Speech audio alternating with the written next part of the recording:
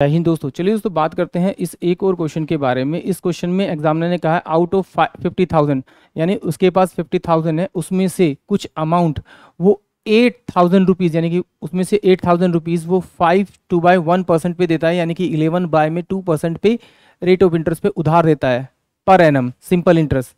And 24,000 यानी कि 24,000 वो देता है, वो 6% पे देता है पर एनम सिंपल इंटरेस्ट।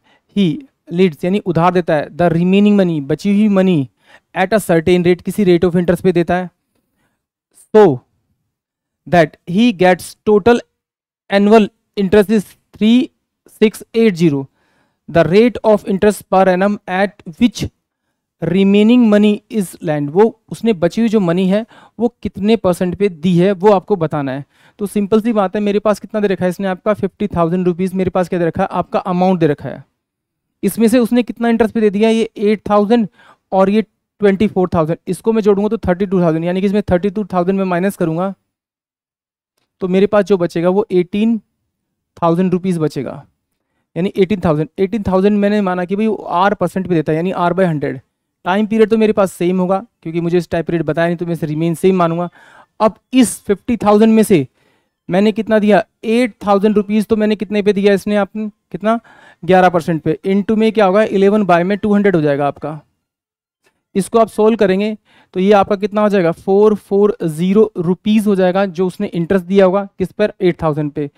फिर वो कह रहा है उसके पास उसने 24,000 जो रुपीज़ दिए थे, 24,000 रुपीज़ दिए थे, वो 6% पे दी। तो इसको अगर सॉल्व करूंगा तो 6/100 आ जाएगा मेरे पास में। इन दोनों को मैंने काटा तो ये मेरे पास 0 होगा, 6 चौक 24, 6 दूनी 12 14, यानी कि 144।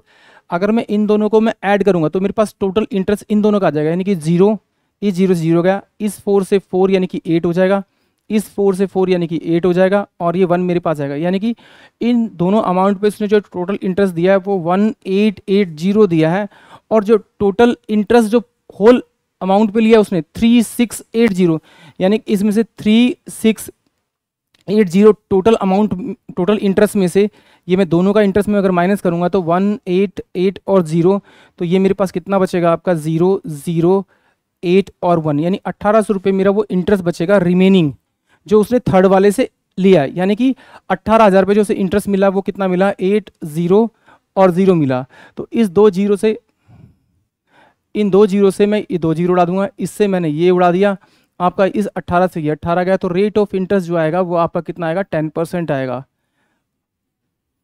आई होप आप सभी को क्वेश्चन समझ में आया होगा। जय हिंद,